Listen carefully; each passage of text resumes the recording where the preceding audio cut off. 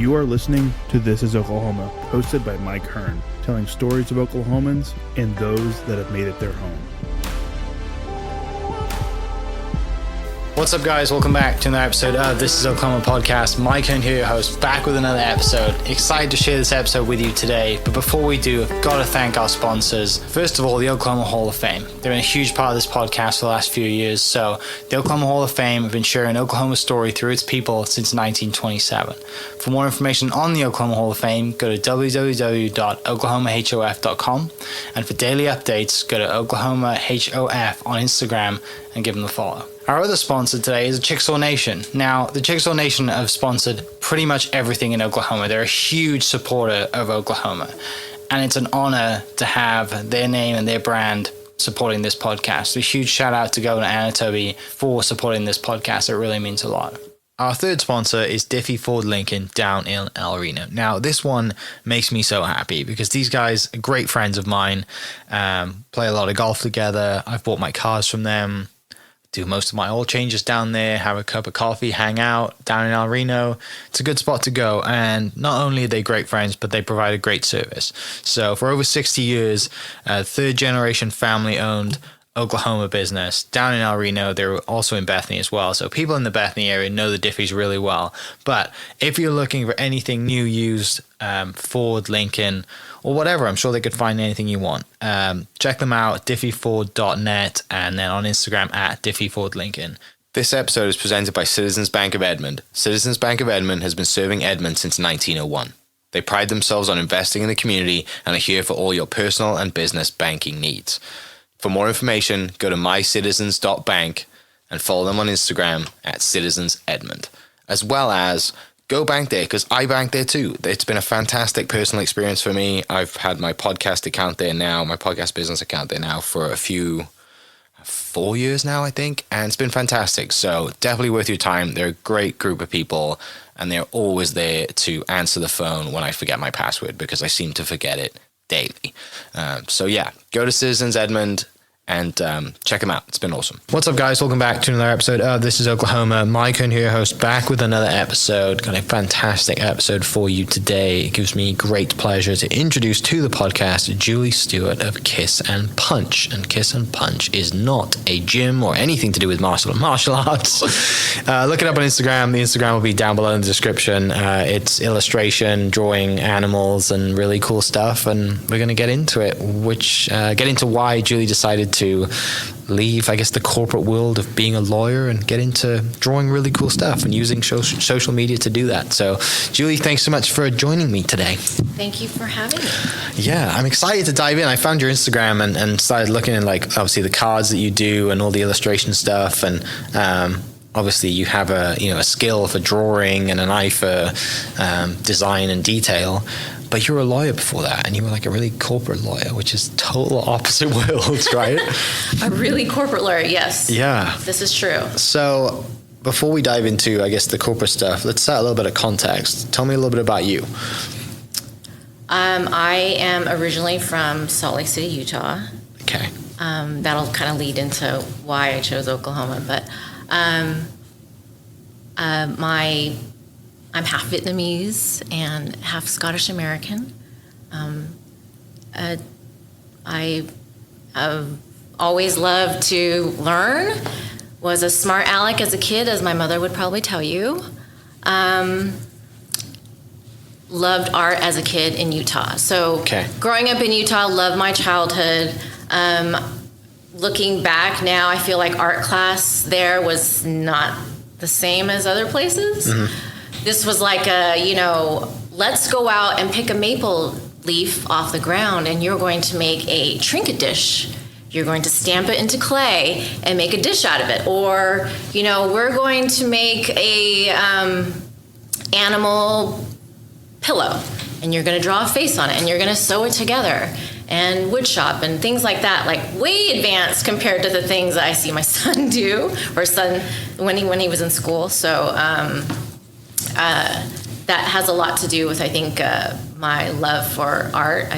It was always part of my life, but didn't know growing up that was something you could do as a career. In high school, I was involved in student government, and I was the one that drew all the big signs for the football games and assemblies, and designed shirts and flyers. But no one told me that was something that I could do as a career. So I never pursued it. When I was 10 years old, my dad had passed away, and shortly after that, my uncle had asked me, what do you want to be when you grow up? And I didn't have an answer. I said, I don't know. And he said, you're smart, you like to write, you should be a corporate lawyer. And I was like, what's that? And he's like, you don't go to court, you don't do any of that stuff, but you do all the big deals, and you make all these big deals, and things happen. Like, they happen because of the corporate lawyers. And I think that he had an accounting background, so that's why he said that. But I took that and I tucked it away, and whenever someone after that asked me as a little kid what I wanted to be when I grew up, I actually said, I'm going to be a corporate lawyer. I really didn't have any idea what that meant until obviously a lot later in my life. So yeah, that just kind of happened by default. Very strange, but I always blame him for getting me into this in the first place. It's your fault, yeah. So yeah. So always grew up with a lover of art, and I think, like, as a kid, right, we just love to draw, right? Most people, I mean, I did too, but also, yeah, it wasn't something that I thought I could have a career in. Some of my friends who were very good at it, kind of went into graphic design, but that was a lot later on in school. Whereas, like, when you're a kid and you're 8, 9, 10, whatever, you figure out how to draw a house, or you figure out how to draw. Most guys draw a car, and have the kind of get after it and color it and stuff like that. But yeah, you're right. Like, there was no, hey, you can create, and there's the, you can now draw on an iPad, right, and have all this stuff, and the amount of technology and the ability to create something now is obviously a lot easier than just like having a piece of a piece of paper and a pencil, right? And those, like, those massive pack of, like, if you had that giant pack of Crayola color pencils, right? Like, you were like, that was like the great, that was the greatest pack ever, right? Super pack. The super pack, yeah. But yeah, I mean, I'm glad, it's great. I can't wait to kind of dive into the story, and it's a full circle moment for you, obviously, to have this business and go back to that. Right. But yeah, as a 10-year-old, and your uncle's like, you should become a corporate lawyer. Like, I didn't know. Yeah. So from that moment, then you kind of go through school, middle school, high school, and you're like, yeah, I'll do that. I don't know what that looks like, but eventually, I guess you figure out what that looks like, and you decide to. Well, I guess when was the moment that you think that, oh, I know what this is now. Yeah, I'm going to go do that. The corporate law? Yeah. Well, in high school, like I said, no one told me, even though I was technically doing graphic design, no one told me that was something I could do. I did enjoy school newspapers, so I decided, let's major in broadcast journalism. Mm-hmm. So I did that. I went to USC. I ended up double majoring in political science, thought I was going to be a political reporter. Worked in TV news the whole time I was in school. I even did a stint at Georgetown in the summer, one of the summers, and worked at Meet the Press, which I thought, ooh, this is a big deal. But by my junior year, I just felt like this isn't intellectually stimulating for me. This is not something I want to keep doing. It just felt really empty. So corporate law. A lot of my friends who were on the political science side were planning to go to law school. So I kind of, changed gears and started focusing on that. I took a year off, was a paralegal for a year at a real estate firm, actually, and did, I focused mostly on the corporate law part of it. So forming the companies for big deals. We worked on one big deal that was supposed to be the DreamWorks studio spot in Los Angeles. It fell through, but we worked on the deal the whole time I was there. And I got into the other school on the other side of LA, UCLA, and ended up going there. And surprisingly, once I got to law school, lots of hours of reading case law all the time, and any break that I had, I found myself turning back to art, which was strange. I would paint and do abstract paints, and my friends, my classmates said that in law school the whole time I would doodle little things all the time. My favorite thing to do was to pick an animal that I thought our professor looked the most like and then draw it in class. And so I was always doing that and just kind of unconsciously doing that. It was just my thing. Yeah. And then any free time I had, I even made this mosaic table. Like, it took me 2 years in law school to do it, but it was just something I needed to use the right side of my brain. Using my left side was just too much and too overwhelming. So a lot of that came out in law school, and it was really strange, but I didn't really pay much attention to it. It's just like, oh, this is what I do to relax, is to do art, and didn't think much of it. Fast forward to when I become a lawyer,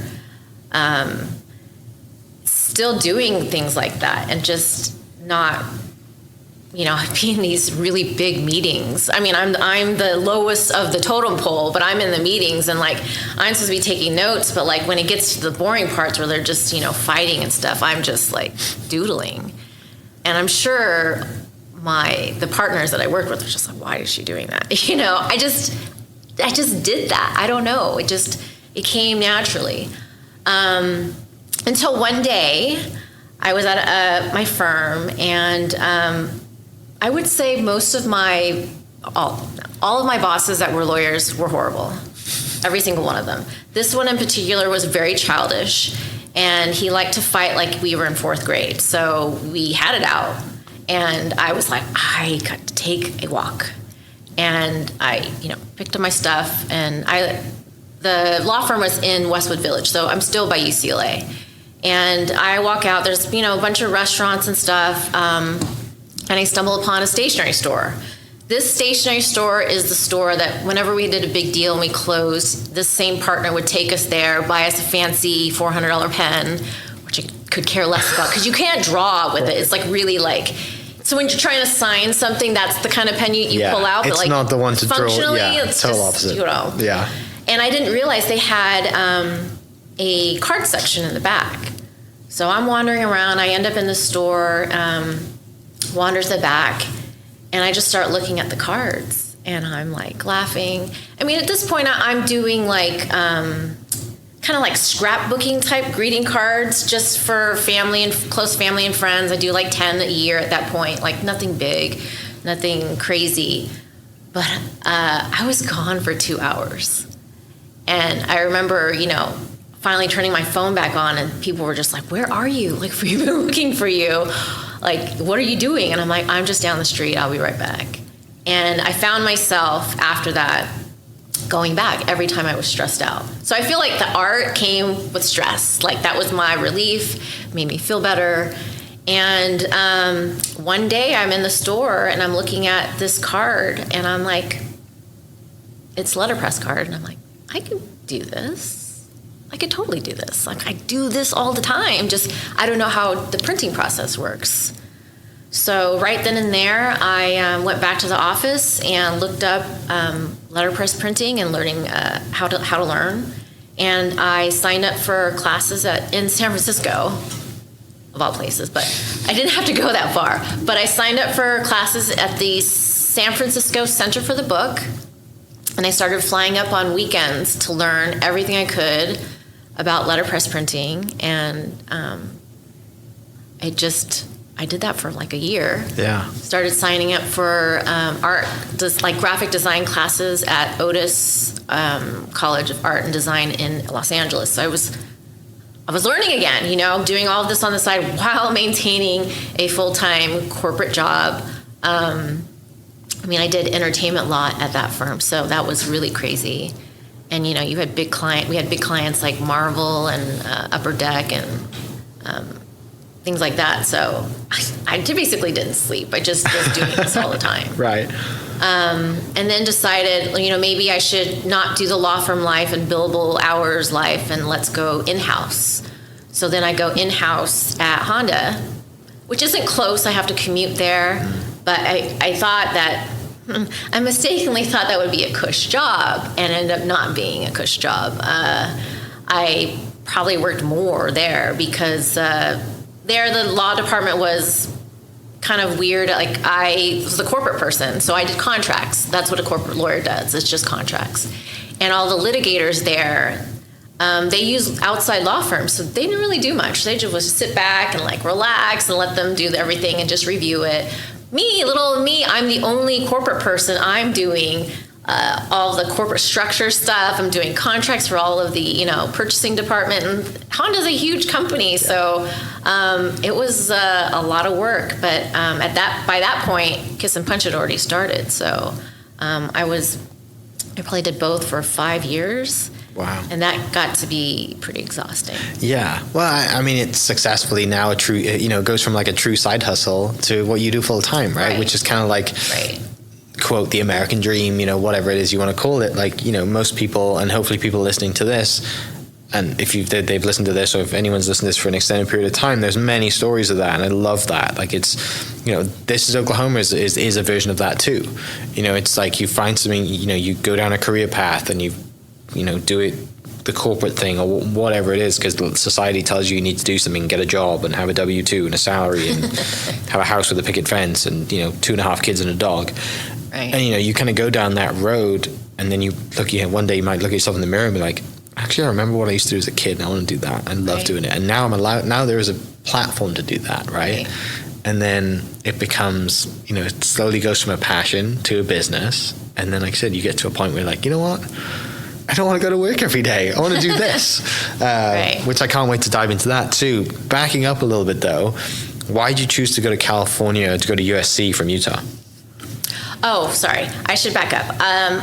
I was in Utah until 8th grade. Okay. And then we moved to California. Okay. That was the hardest year of my life because, like I said, my childhood in Utah was great. Yeah. I wasn't Mormon, but I always felt included. Mm-hmm. I always felt welcome. Everyone was friendly. I had tons of friends. And then I moved to California, and everyone was just so different. And, like I said, I'm half Vietnamese and half Scottish American. Everyone was just like, what are you? What are you? Those are two mixes you generally won't put together, right? And I after a while, I'm just like, got so tired of like even responding to it. Because I'm like, why does that matter? But that first year was just like, people didn't get me. They didn't know where to put me. It was very, at least that school, that middle school was very racially segregated. I will say, that was just the truth. And I didn't fit in anywhere. So it was really hard for me. But once I got to high school, which was not that far from this middle school, everything was different. It was really diverse, and everyone got along. Everyone was friends with friends. Like, there was no issue. But that first year was really hard for me. I just didn't, I didn't feel like I fit. And I didn't feel like I need to say, I'm one or the other. I'm me. But I picked USC because that was the best school that I applied to. I mean, UCLA actually was always my dream school. And I didn't feel like I could get in, so I didn't apply, which was so dumb on my part, So USC had a solid journalism program, and that was kind of the focus at that point. So that's why I ended up going there. But that was another culture shock as well, because I went we moved to Orange County when we moved from Utah. And then going to Los Angeles was just, whoa. Not kidding. But the first day of orientation, I drove from Orange County to Los Angeles, and there was a dead guy on the side of the freeway. Oh my gosh. And there was cops and stuff, but the most disturbing part was that the cops were laughing and just like pretending this is a normal day. And it was obviously a carjacking because there was nothing around him. He had just been shot, and he had a white shirt. It was horrible. And I'm like, wow, this is how I am starting my first day of college orientation. And I told a bunch of people that story, and they just kind of like, there's a lot of, I don't know, like, oh yeah, that's normal kind of reaction. I'm like, I don't really think that that's normal, Like, I'm kind of really disturbed by this. And USC is much nicer. Now. Actually, I would say USC is much nicer than UCLA now. But at the time, I mean, it was a place where, you had to be on guard and make sure that you were doing everything safely and not doing anything, to jeopardize your own safety, I guess. Yeah. So where does you kind of mentioned earlier that like you always seems like you've always been pretty switched on and kind of smart in that area. Where does that come from? Where does that love come from of education and learning, or just naturally good at things? My father was an extremely smart man. And my grandmother, his mother, was super smart. I mean, he was the one story I love telling people is that he was the one in math class when he was really young who would get bored. He was the bored kid. And the story goes that his teacher was so frustrated because he's just sitting back like, what is this? And she's like, Dwayne, do you want to teach the class? And he's like, sure. Got up, took the chalk, and finished the math problem. And he's like, and put it down and sat down. Like, he's like, what?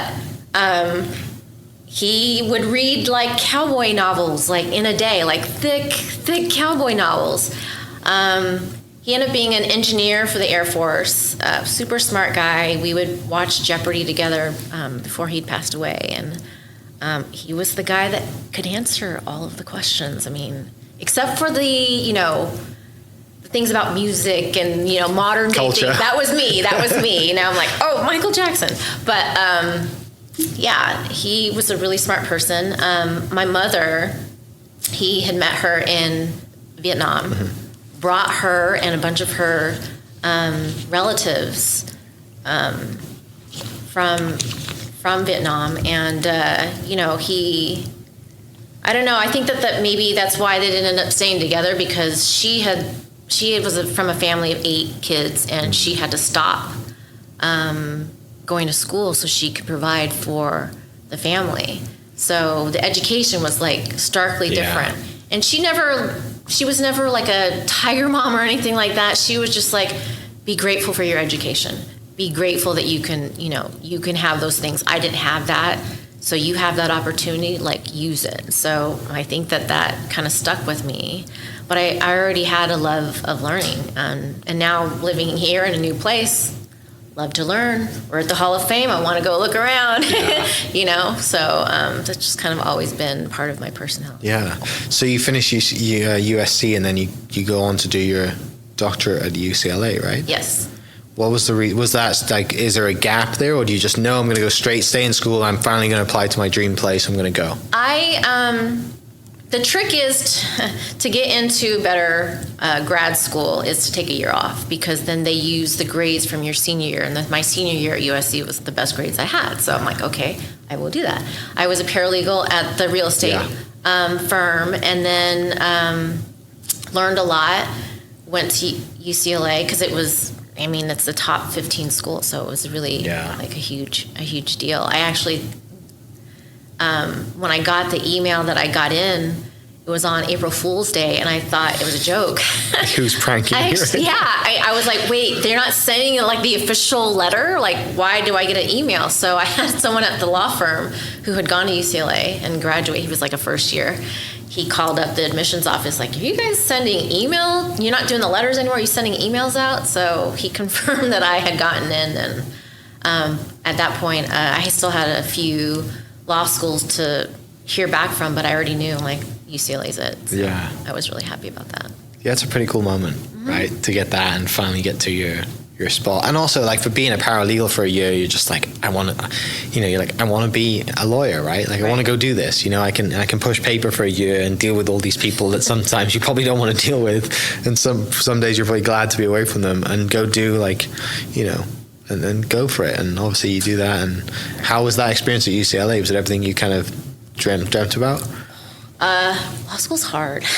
When people, I was a mentor. I think they stopped asking me, but I was a UCLA law like mentor for a couple of years after I graduated, and I was just like, "Are you sure? Because your job is law school is really just learning how to speak legally. The legalese, and you don't know anything. You go into practice, and then that's when you really learn. And I kind of already knew that from the 1 year of being a paralegal. I mean, I learned a lot that 1 year, but it was kind of strange. Like, especially the real property professor I had. She'd bring up a topic, a case or something that kind of tied in with my work experience, and I would go up to her afterwards and ask her questions, and she'd be like, I don't know. I'm like, huh? Like, how do you not know? How do you not know? And she's like, I don't deal with that stuff.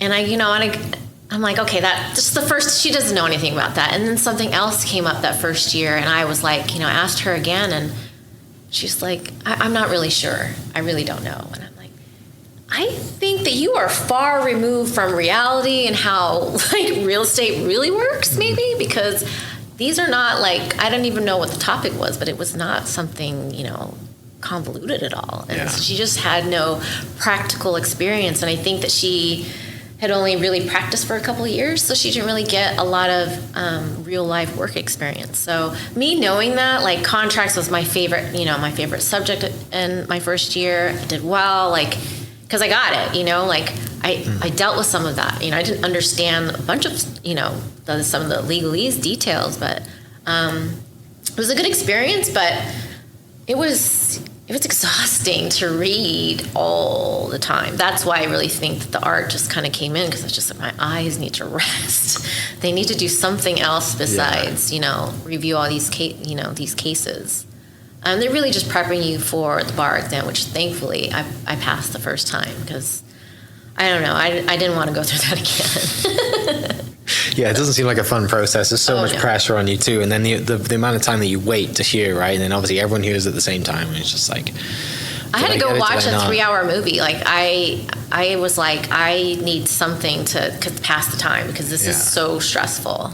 So stressful. And that was the thing. Law school was a bunch of stress for 3 years. The last year was a little better. You have some flexibility. You don't have to take all these bar classes. So I took animals in the law and women in the law and random things like that, and just worried about the bar study after we graduated. So. What year did you graduate law school?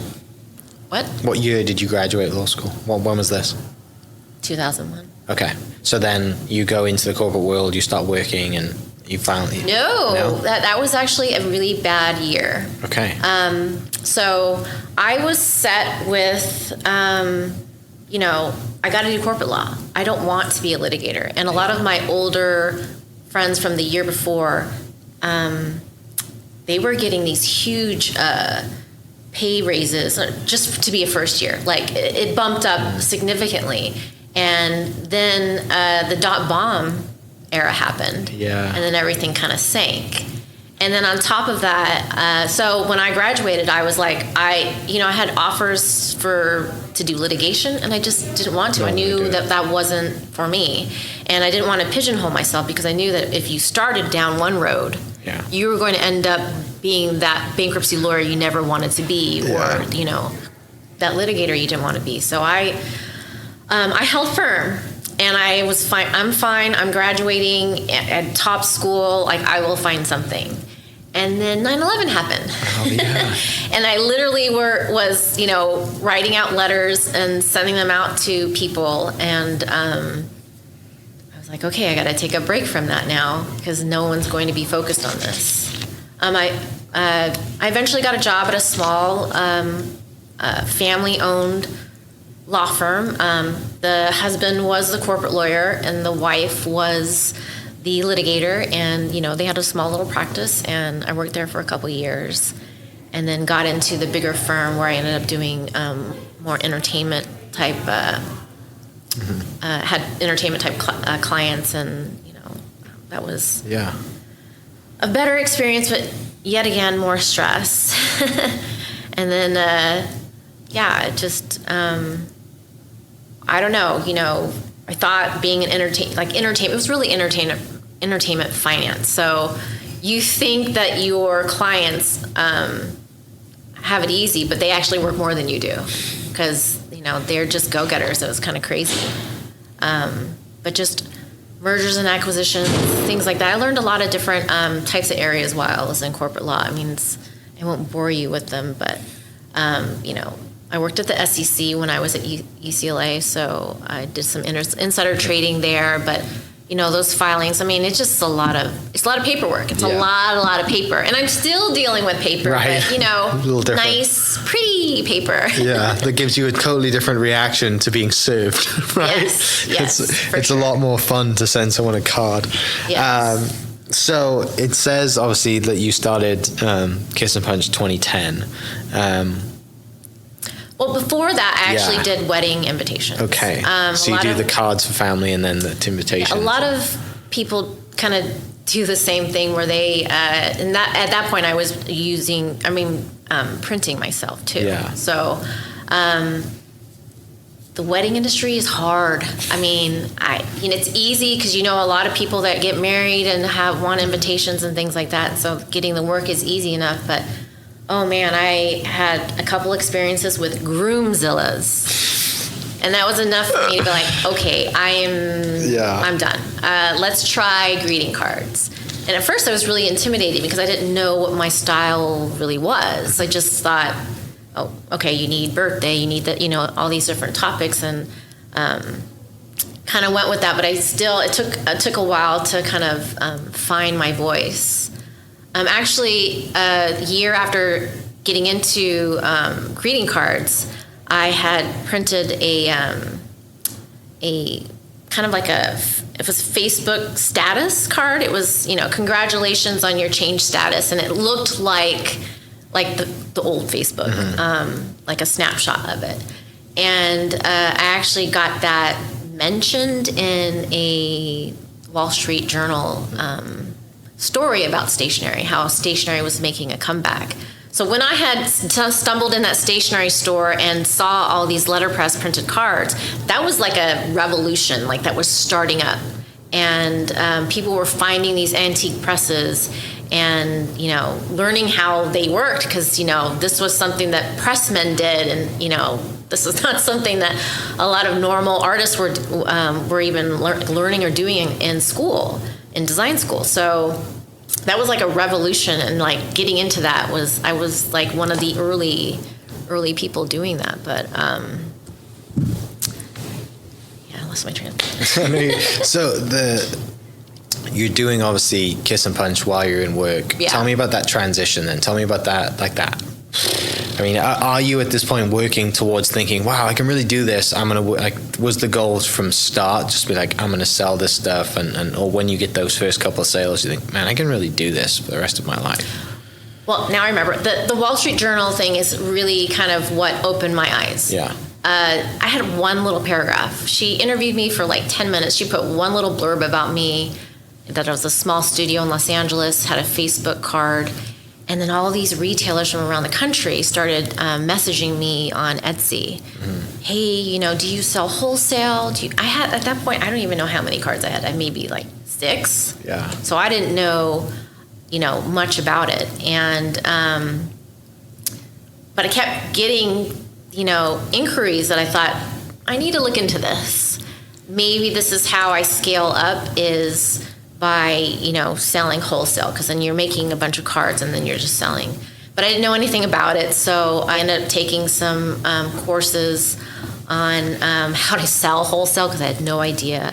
And then actually a retailer in Portland told me about the National Stationery Show, which doesn't exist anymore. But at that point, she said, that's the place to be. If you want to grow your business, you need to figure that out.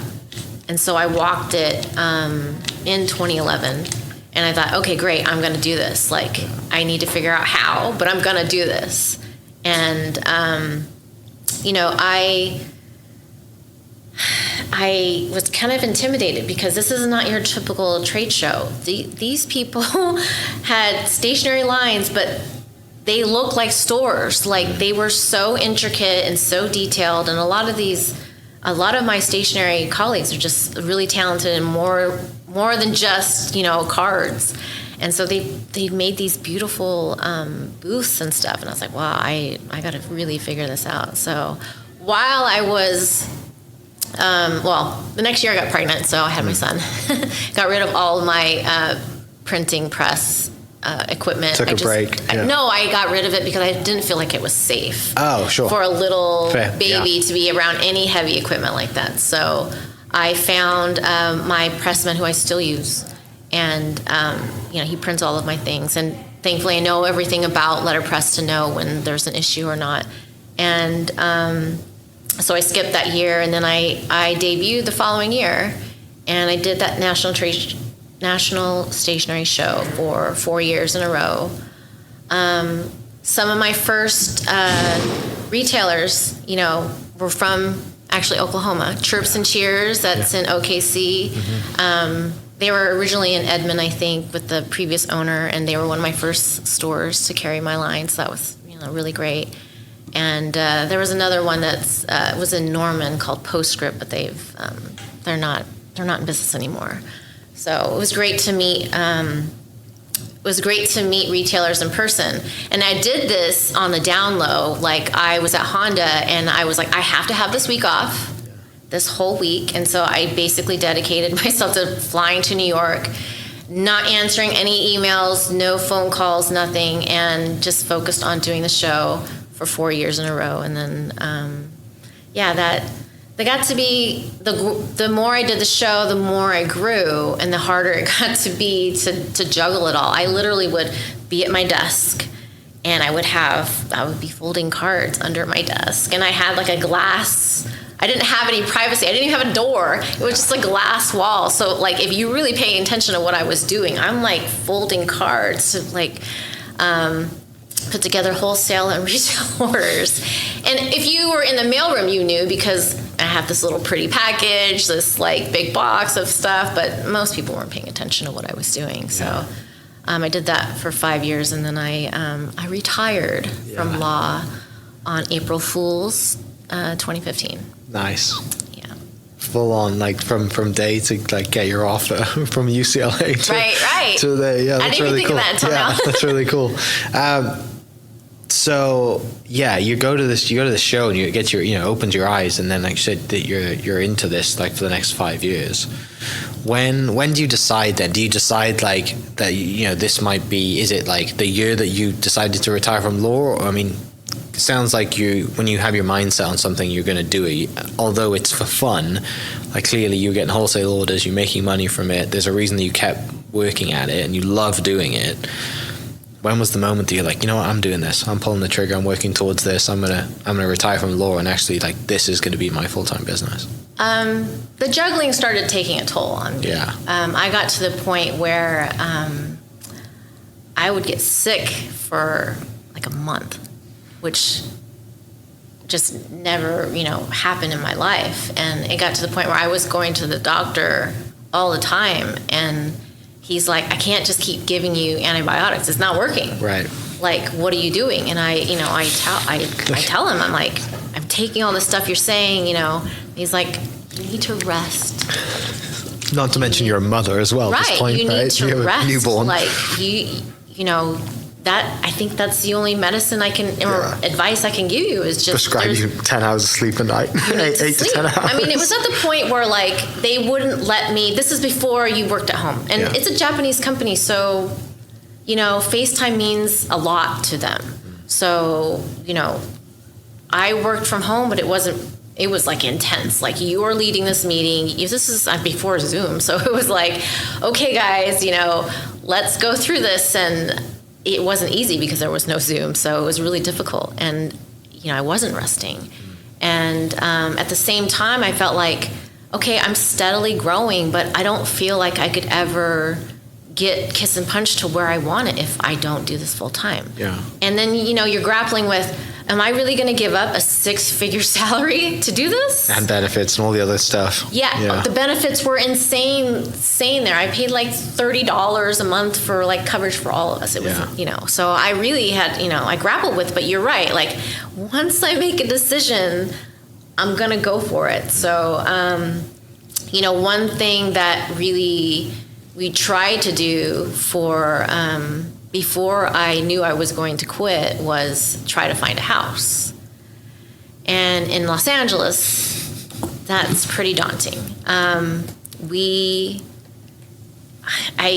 don't even know how many times we, put in offers, and we just got heartbroken over and over and over again. That it got to the point where it's just before I quit that I was like, you know what, we have to stop. Like, I'm already getting sick. I'm already, like, all of these things. I can't have the stress of trying to find a place. And, it's like, you try to find a place that's cheaper, but not in that great of a neighborhood, or, a nice neighborhood, but it's like a place you completely have to gut or, completely renovate. So, you're making a lot of compromises, and it was just so much stress that I was like, if it's going to happen, it's going to happen. And I don't want to put any more energy into this because it's too heartbreaking. Like, my heart is broken. I need to, like, just chill out. And so, I quit, and, we stay renting a condo, and we were in that building until I moved here. And it just, it just kept going up. Like, at that point, I'm like, well, even if I'm making a ton of money with Kiss and Punch, like, this is hard. And when you're self-employed, it's a lot harder also to get a loan, which, I didn't really realize too. So there are a lot of things that I wish people had told me before I quit, but, you learn while you do. All these things you figure out when you're, like, in the middle of, like... Oh, yes. Just, like... insurance. Yeah. So, yeah, I just was like, I don't want to keep doing this to myself. At that point, I'm already ready to leave California. Yeah. Before I had quit my last corporate job, though, I had a friend who was originally from LA. Her husband was originally from LA. Didn't like it. Didn't want to stay there. And they had this great idea. They didn't know where they wanted to go. And so for 2, maybe 3 years, she told me that every 3-day weekend, every vacation, they went somewhere in the country. Yeah. And they went all over the place, like North Carolina, Portland, Seattle, like all over the country. And they were like, they were determined to find their home. And I kept telling that to my husband. I was like, this is what we need to do, because I don't know where to go. I don't know what to do. All I know is that the longer we stay here, the further away it's going to be attainable to find a place. And yes, I said that I wanted to cool it with trying to find a place, but man, what are we going to do? I don't want to be here like forever. And at first he didn't take me seriously. He was like, okay, Hawaii, let's go to Hawaii. And I'm like, that is even worse than California. Right. Like, what? No, like, it's good to visit, but I mean, right. No. Living expenses, everything's imported for the most part. That's like, insane. It's crazy. So then COVID happens, and then my whole, like, everything changes. I had just signed a lease for a new studio because I wanted to take everything. I was split for all those years. I was splitting my son's room. We had 2 master bedroom. It was a 2 master bedroom condo, but I was splitting. Kiss and Punch was in that room. He didn't have a closet. It was all of my envelopes, and then I just had inventory, and I had a certain system that it all fit, but it got to be overwhelming. Like, the orders were just coming, and it was just taking so long, and I'm like, I need a better system. So February 2020, signed a lease for a studio space, and then everything, gets locked down, and that's when, to me, everything changes in Los Angeles. My son was in 2nd grade at the time.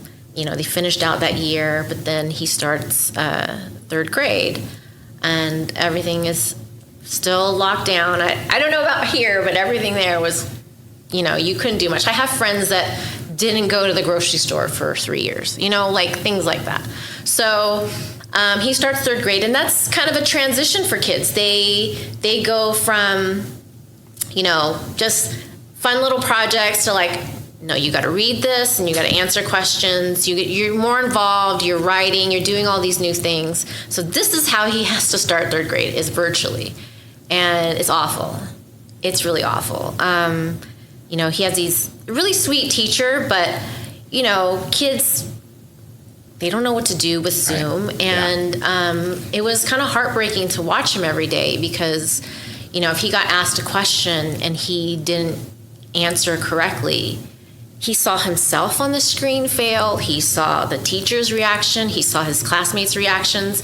And over that first semester, it just got to be too much. That by the end of that first semester, his teacher had agreed that he could just draw a face on his hand and participate this way.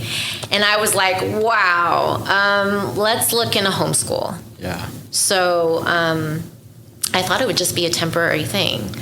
And so that next semester, I withdraw him from the school, and, we just kind of use all the materials he already had. And I start teaching him. I'm like, well, I love school. I love learning. I can teach you. It's fine.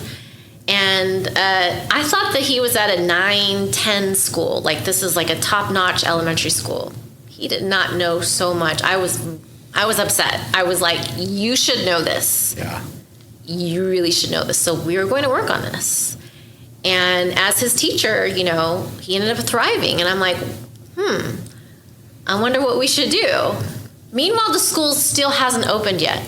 I think that his school in LAUSD was one of the last schools in the entire country to reopen.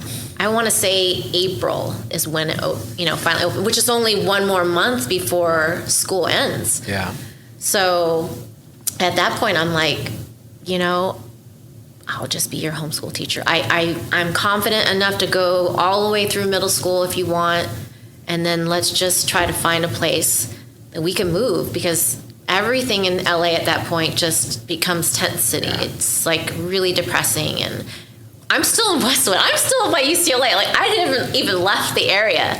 And it gets progressively worse and worse and worse and unsafe. Mm-hmm. That, like, I have a studio that's only a mile away, and sometimes I would call my husband and be like, Kate, can you come over and help me? And he's like, what do you need help with? I'm like, I need to go to my car.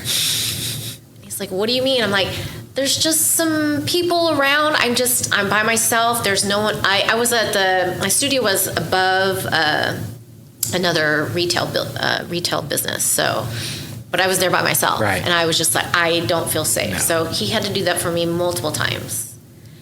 And taking the idea that my friend had about going to different places, finally, November 2021, we decided to take a long trip to Florida, because lots of friends have moved to Florida, Texas, Tennessee.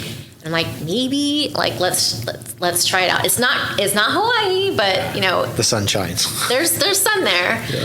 Yeah. So we go from Jacksonville. We hit St. Augustine and Orlando, like all of these cities. We end up in Sarasota and then fly out, and nothing. We love St. Augustine for the history, but it's a tourist town, so we don't really know if that really is going to fit us. And we come back, and I'm just like, I'm frustrated. Like, I just want to get out of here. At that point, like, I could get out of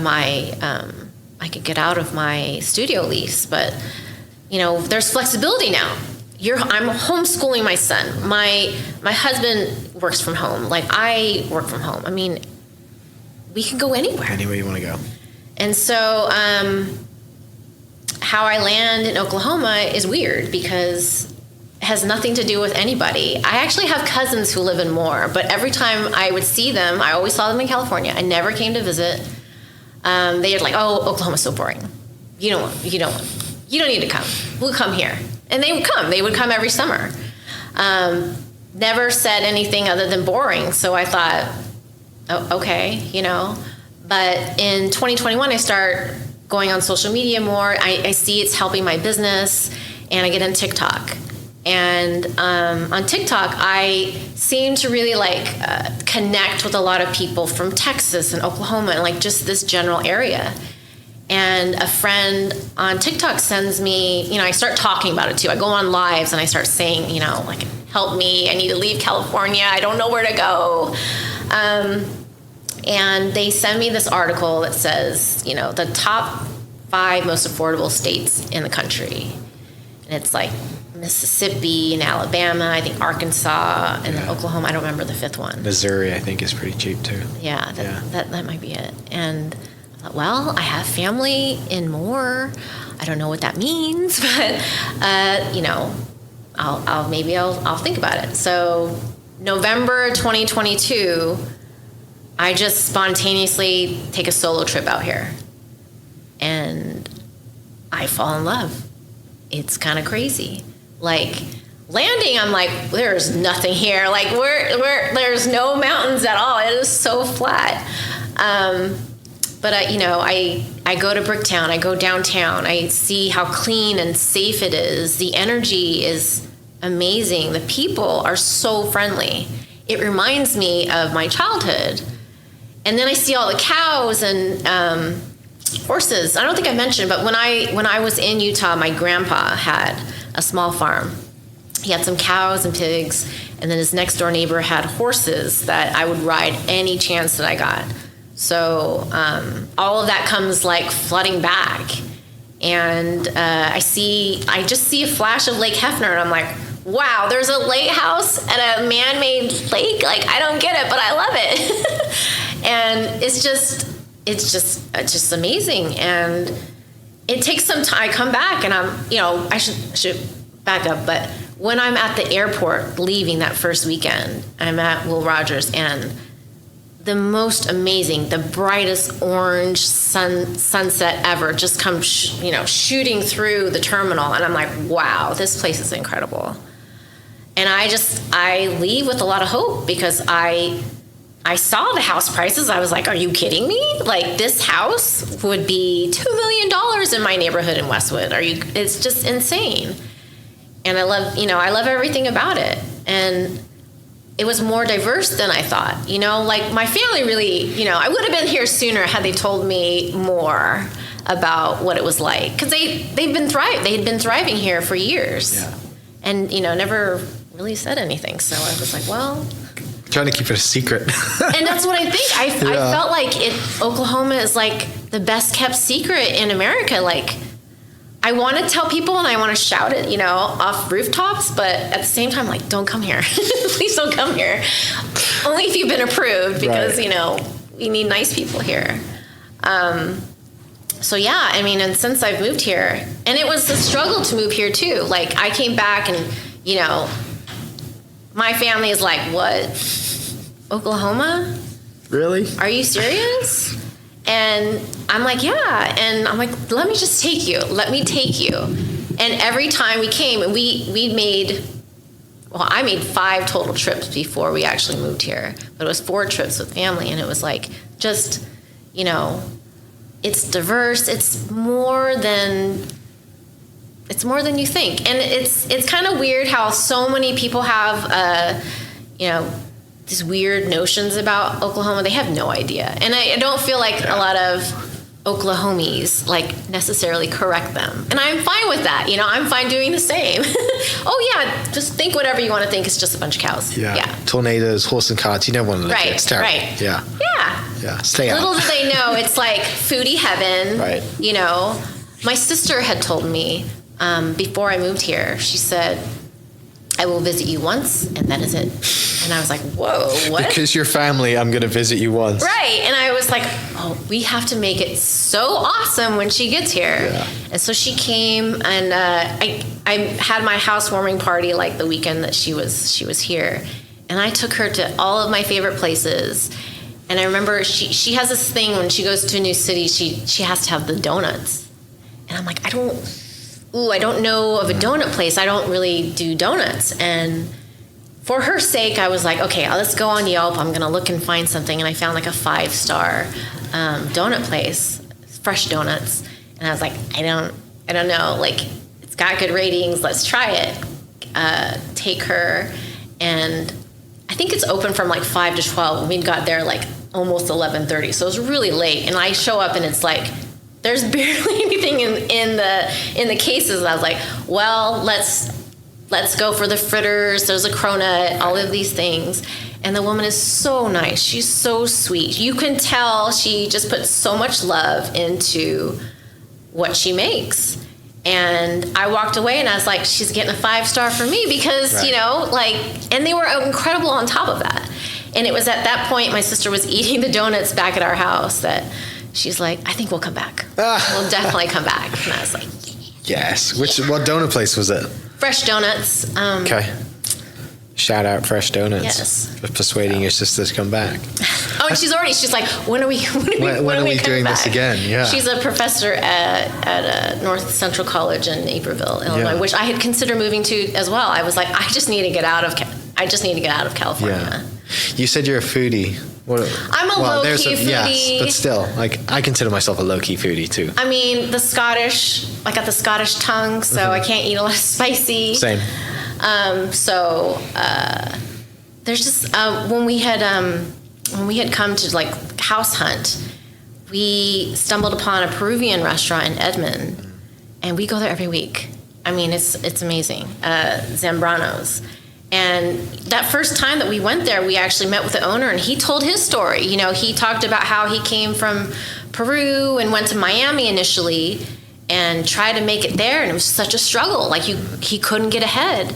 And he had a friend who had just moved to Oklahoma, you know, and basically told him, like, if you want to live the American dream, come to Oklahoma. And so he did, and he opened a restaurant, and it's amazing. It's amazing food, like pollo saltado. It's really good. Sick. I should have asked you this sooner, but what's Kiss and Punch? Why name it that? Right. So my very first letterpress class, I learned about the two techniques for printing. So the letterpress is the printing press is like super old, centuries old, 5th century, I think. And back then, when they would print the Bible, for instance, you know, the pressman would put all the type in for the page, like page 3, and then put the paper in, and he'd kiss the paper. So he'd kiss the paper, so once it dried, he could flip it over and do the same thing and do page 4.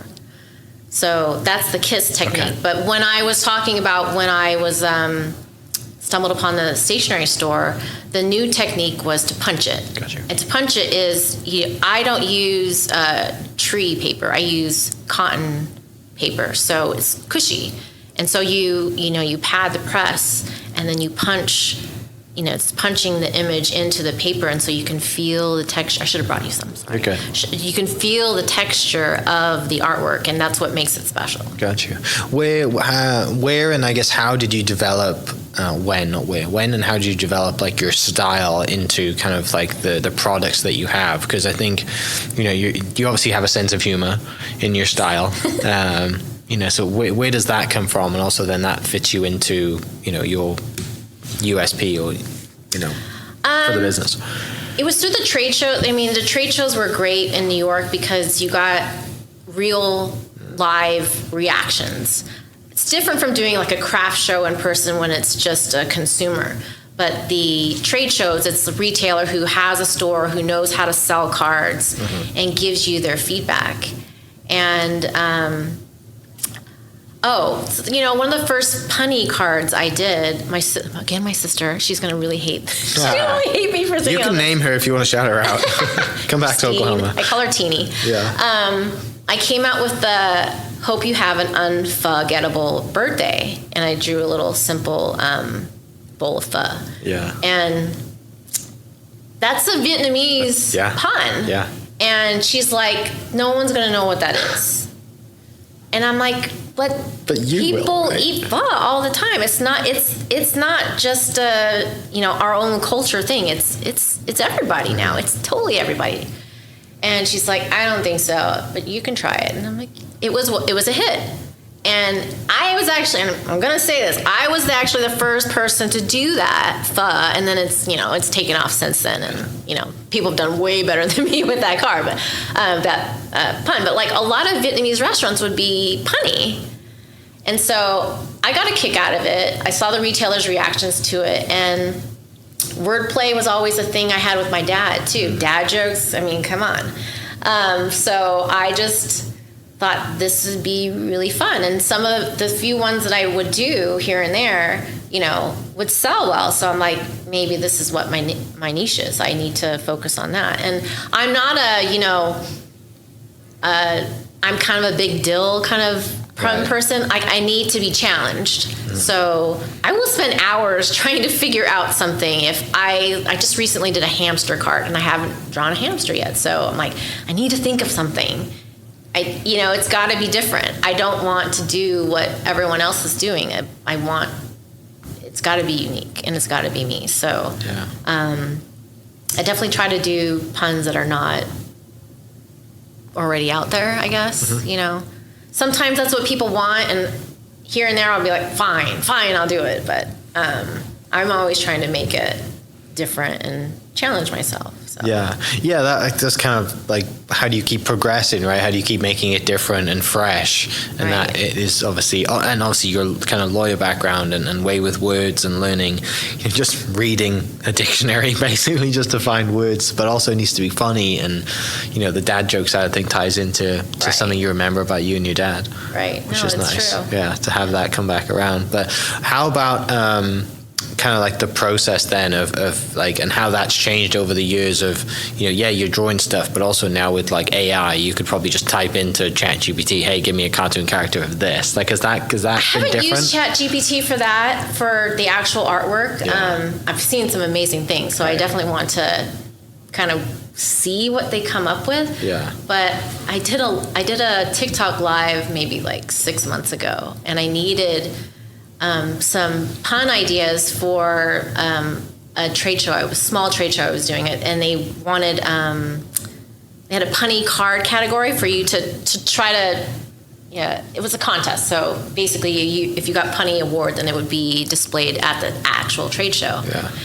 And I was on a live. I'm like, let's use ChatGPT because you guys aren't coming up with great stuff. And I don't know what it was, but I typed in a bunch of things, and they're just, it's not, the AI is not there yet. No, it's not. Sorry. Maybe for the images, it would give me some ideas of like how to, okay, this is a good position for an animal or something unique or something like that. But the puns were awful. Oh, they were so awful. Inside jokes is not there yet. It doesn't have a sense of humor. And it would keep giving me the same one. I'm like, how about more? Whatever you have to say to be funny, and it's not. It was horrible. And I did not win that award because I used something that they came up with, and everyone on the chat or on the live was like, yeah, use that one. And it was horrible. I didn't even really print it. I came up with the concept, submitted it, and then I was like, nah, that was horrible. You mentioned being on live a few times, and obviously social media is a huge part of your business. Tell me about that and how that's aided you and helped you sell product. Well, I'm pretty ridiculous. I love being ridiculous. I think on TikTok, I have this problem of I want to do the trend, or I want to do something that's funny to me. I mean, apologies to all my fans that like me to like show their order, but it's really boring. It's so boring. It's like, Kate got this, and I can show you the cards, and it's fine. It's an easy way to do social media, but it gets really boring, and I need to entertain myself. So lives, people told me when I was doing my lives on TikTok that they really got to know me better.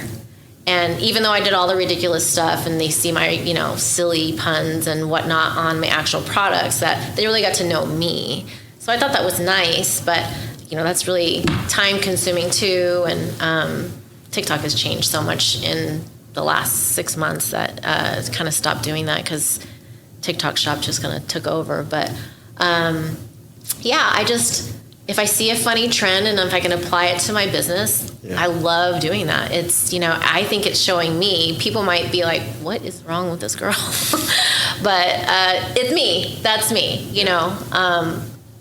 If it's not entertaining to me, I'm not going to post it. So, it's just there's only so many order videos and look at what I just printed kind of videos. I just want it to be different, just like the way my brand is in my line. I just want it to be different. So it's funny. I was doing all of this and just not thinking twice about it. And I went and walked a trade show. I didn't actually exhibit in it. And all of these people were like, I know you. And I was like, oh boy. And it was all because of social media. I'm like, you don't like my stuff, but you're definitely watching. So it's working, whether I think it's not, think it is or I think it isn't. So yeah. Well, and also like you left the corporate world to enjoy yourself every day and do something, right? So regardless if people like it or not, you're going to go enjoy yourself and put your personality into it and create your own personal brand, regardless of the product. Like you can be you completely, and the world, like I said, I think appreciates that and gets to see you do the funny things, do the trends, but like, that's one thing. You scroll your business page or your page for Kiss and Punch, and like, it's a lot of it's you all, in everything, right? It's not just, like you said, it's not just product. Like there's a lot of like personality there that people connect with, and the one thing you get from putting yourself out there is people feel like they really get to know you, right, and then they're going to buy from you, right? And like I said, that constant reminder, people, because it's very hard to track posting on social media daily, and it's something that you have to trust that by doing this every single day, you are just reinforcing this to people. And it's only times when you walk that trade show and you have people come up to you and you're like, I know you, right? Because you do these videos and you're like, I have no idea who that person is, but clearly they're watching. And one day they might send me a wholesale order, or their business might, or they've referred to their boss, hey, you should order from this person. Yeah. It's just very hard to track unless you get those personal interactions. Right. It's totally worth doing though. Yeah. And I've built, relationships with retailers through social media too, just, DMing each other. They see something ridiculous I do, they make a comment, and we build a friendship off of that. And I think that's great. I mean, I'm putting myself out there. You're already putting yourself out there when you do cards, whether people realize that or not. This is your perspective on how birthdays should be celebrated, or how this is your sense of humor. And you're putting yourself out there, and social media is just the same thing. Because some people are like, "Are you really like this in person?" And I say, "Yes, I am." I really am this crazy. Hopefully people have figured this out from the podcast that you are bubbly and have a personality, and you're not like suppressed like you might have felt in a corporate world. Right. Because you can't really act like bubbly in person. You got to be straight-laced and serious. And yes, that's why I got corporate. In trouble for doodling in school and in work life. So how over the years then have you like developed a business, grown? I see you have a bunch. Don't just do cards. You have stickers, notepads, totes. You do a lot of wholesale stuff as well. Like how has that been to take this seriously, grow the business, and have a product and a brand that you can focus on every day? It's pretty amazing. It's kind of mind-boggling. I'm in my 13th year of selling cards, and you do the trade shows to try to get into mom and pop brick and mortars, but you also do it to try to attract big box stores. And so I've had my cards in Urban Outfitters and Paper Source, which I don't think they have in Oklahoma, or maybe they have it in Tulsa. I'm not sure, but. That's like a stationary superstore kind of all over the country. And, Barnes & Noble bought them back in 2021, and I just got, a card in Barnes & Noble. So that's a whole nother, beast in and of itself, trying to get those orders for big boxes together. But, wholesale is a big part of the business. I feel like, social media on Instagram is really for that portion, the wholesale business. But I've been trying to grow my TikTok just to, connect with consumers directly and build upon that. Because that's how I started. I started selling on Etsy, and I still sell on Etsy. But I sell on all these other platforms, I'm on Amazon, Handmade. It's just like, it's a lot of work. You think, someone asked the other day, how many hours do you think you work on your business every week? And I'm like, 40 hours at least. Yeah. I work more now than I did as a lawyer. Yeah. But it's so much more fulfilling that, I don't even notice. No. When you're doing what you love, it's, it's not, I don't know, you just don't feel the same. I don't get sick very often now, thankfully. Yeah, this is kind of like good work for the soul, right? It's kind of happy to the brain, and it's because you control it. Yes, you work more hours, but it's more fulfilling, and it's not like grinding over reviewing documents and getting a deadline out. That means nothing to you. Yeah. I mean, if I have a deadline now, it's to try to design something in time for, a show or some other big thing. And even that now, I'm trying to like, take a step back and, not push myself to like design just to design. I want it to be, I told myself, because someone's like, how long do you think you can do this business? And I'm like, as long as I still have ideas. As long as I can draw and have ideas. Yeah. I mean, now with like an iPad and an Apple Pencil, it's like way easier. Before I used to on, tracing paper, paper and, scan it in. The designs have changed so much since then. And, as long as I can keep coming up with punny stuff, then I'll keep going, Yeah. So. Yeah. What do you have any advice for anyone who just like, obviously back when you were talking about just being a kid and didn't know you could have a career in this? Obviously kids growing up now, some kids are in middle school making plenty of money already. Like, is there anyone that's come to you for advice or stuff that like you would just tell people to, not go to the corporate world or take that 1 year off after college? I mean, I've definitely told people that. When people like hear my story, and some people are interested in, not in the kiss and punch, they're interested in the corporate stuff. And should I go to law school? And I'm brutally honest. I'm a Sagittarius. I'm brutally honest. So I tell them, this is the reality. When you are a lawyer, your job is to worry. Do you like to worry? Because I don't, it's high stress. So, you have to keep that in mind. And if that's something, I have plenty of friends who are still lawyers to this day. They love it. It's their passion. The same way I'm passionate about my business, they're passionate about law. Cool. Make sure that's you though, because otherwise you're wasting a lot of time, a lot of stress, a lot of energy. And on the creative side, it's just, if you can find something that you're good at and that you feel like you could make a career out of it, then try it. I tell my son that all the time. He wants to start a YouTube channel, and I'm like, all right, let's do it. I'm a homeschool teacher. I can, we can incorporate this into the curriculum. And so we're doing that. Right now he's on the writing portion. Like, we're trying to teach him how to write. And, sometimes he gives me ideas for trends and things to do, and I'm like, I don't think so, but not yet. But for him, I'm like, you could be the next Mr. Beast. I don't know. Mm-hmm. You got to try it though. And if this is something that you're passionate about, then you're gonna study it, and we're gonna, give you. I'm gonna share anything I can, give him as far as like my own background and how that could help him, and see what happens with that. I mean, I think a lot of people, the biggest issue is just fear. Yeah. A lot of friends who I left in the corporate world don't even really want to do it, and they're still doing it. It's like, you're a talented photographer. Go do that. And, put some effort into it, that maybe you can turn that from a side hustle into a full-time gig. Like, you can do it. You just got to be focused on it and, not let fear kind of hold you back. Mm-hmm. So... You probably wish sometimes you'd done it a lot sooner. Yes, I'm in the sooner state. I wish I had done it way sooner, for sure. It's crazy. I mean, all those years of stress and then gray hair to show for it. No thanks. I could have prevented all of that, but I just didn't have anyone who could tell me that was something that you could do. I feel like, these days kids have it. You want to learn about something, you go on YouTube and watch a whole bunch of videos and see if this kind of fits you or not.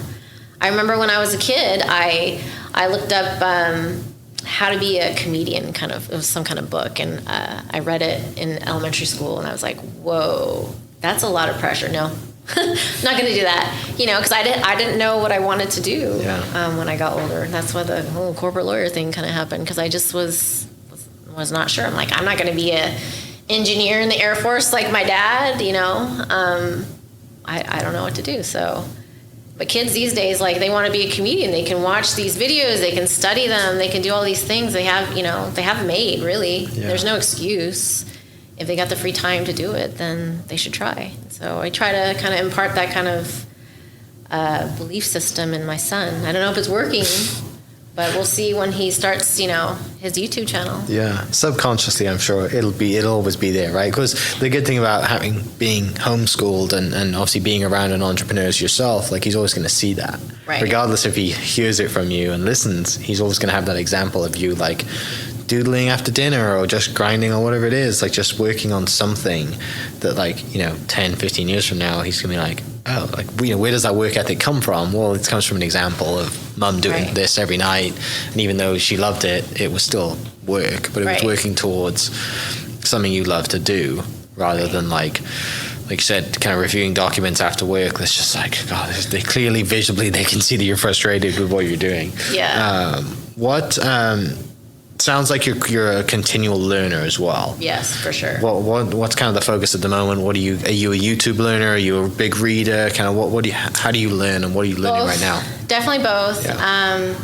Right now, I'm honestly enjoying learning about Oklahoma. Okay. I mean, I think anywhere you grow up, you learn about whatever state you're in. So I didn't know much about the Sooner State at all. So I'm loving exploring when family and friends do come, other than taking them to my favorite foodie places, I still want to explore the Pigeon Museum. I mean, that was just great. Yeah. I've gone to the Skeleton Museum multiple times now. I just think it's really awesome. So I'm really loving learning about Oklahoma now because even that first trip, even though I fell in love all the way back then, like every day is something new, and it's great. Even that ice storm the other day, I was like, wow, this is different for me. So I'm really loving that, and just enjoying my time here. My cousins now, when they introduce me to friends, they say, "This is my cousin Julie. She came from California and she loves it here." And I just crack up because I'm like, yes.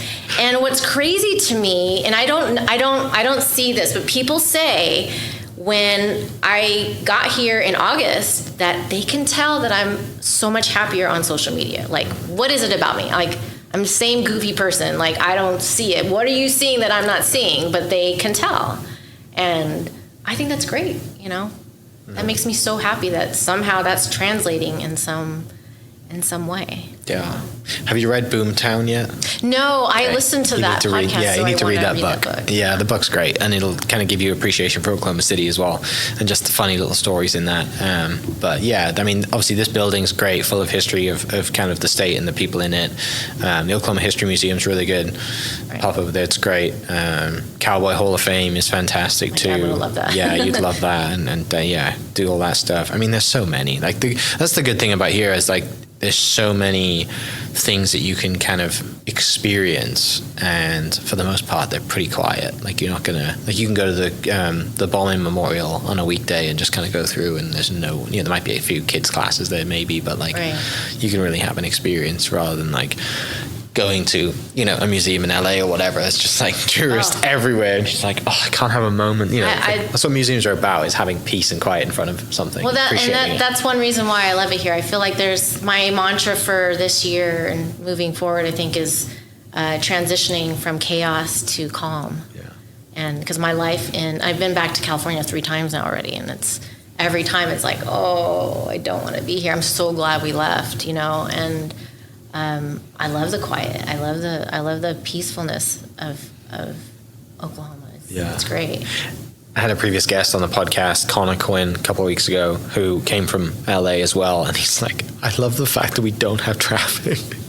I call the traffic here cute. Yeah. Every time I go see my family in Moore, sometimes there's like a little tiny bit of traffic, but when the Edmondites, because I'm in Edmond, the Edmondites complain about traffic, it's hilarious to me. I'm like, you do not know traffic. In LA, before I moved, my post office, which I went to every day, was 1.2 miles away. But the 405 freeway was between that. Yeah. It took me 30 minutes to get home every day from the post office. So no complaining. It's fine. You'll be fine.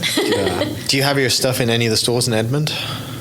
There's a AR workshop. Okay. Is close to me, and if there's other stationery stores, I need to know about them. Have you thought about doing? You mentioned the workshop bit. Have you done any teaching and workshopping for your products, like for your skills and stuff? No, No, haven't done that yet. Might be an opportunity. Teach some people, right? That'd be fun, actually. Yeah. You've been teaching your son for quite a while, so you obviously have the teacher kind of gene in you. But Yeah. I'm just thinking of like I people who do like the paint and sip, right? They have paint classes, Right. But I mean, you could take it two ways. You either do it as, hey, if you want to start a business, like I can teach you how to do this, but also like if you just want to come hang out and draw silly figures and have puns on, cars. that'd be or so whatever, right? fun. You can actually kind of enjoy it than Right. like make it educational. I mean, obviously it would be educational, but there's a fun kind of sip and draw element to it I've as never well. thought of that. That would be so fun. Yeah. Wow. But- Yeah, I got to think about that. Definitely. Well, Julie, this has been a pleasure. Thank you so much for coming in, sharing some stories. I'm glad you're here from LA. Glad you love it. Glad your son seems to be enjoying it too, Yes. and starting his YouTube channel, being creative. Like I said, there's no telling him. Maybe he will be the next Mr. Beast. That But would I be mean, crazy. just having the process and being able to learn creatively and grow up the way that he's growing up now is pretty special compared to the way that we grew up, and drawing on pen and paper or pencil and Right, paper right. and having to scan things in is a little different. Finishing up, you're on Instagram at Kiss and Punch, and the website as well as kissandpunch.com, which I'll put down in the description down below. Is there anything you want to leave everybody with, or anything that like either advice or just something that you'd want to leave anybody with? So much pressure. I mean, if you're someone who's in the corporate world and you have a gift that you need to share, then find a way. Yeah. Just find a way. Don't be scared. Find a way. Awesome. Well, again, thank you so much for spending some time sharing some stories. I wish you all the best for this year, and wish you all the best in transitioning from chaos into calm. Oh, thank you. So thank you for listening, and we will catch you next episode. Cheers. Hope you guys enjoyed that great episode. Thank you so much for listening. As always, huge shout out to our sponsors, the Oklahoma Hall of Fame, sharing Oklahoma story through its people since 1927. For more information on the Oklahoma Hall of Fame, go to www.oklahomahof.com and follow them on Instagram for daily updates at oklahomahof. Our other sponsor, the Chickasaw Nation, amazing sponsor. They do amazing things for the state, and they're always sponsoring something in Oklahoma. They're a huge supporter of Oklahoma, and without their support, we wouldn't be able to do what we do. And our third sponsor is Diffie Ford Lincoln down in El Reno. Now, this one makes me so happy because these guys are great friends of mine, play a lot of golf together. I've bought my cars from them, do most of my oil changes down there, have a cup of coffee, hang out down in El Reno. It's a good spot to go. And not only are they great friends, but they provide a great service.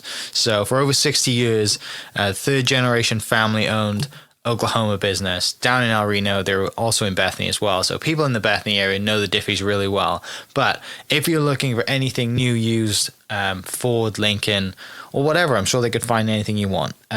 Check them out, diffieford.net, and then on Instagram at diffiefordlincoln. This episode is presented by Citizens Bank of Edmond. Citizens Bank of Edmond has been serving Edmond since 1901.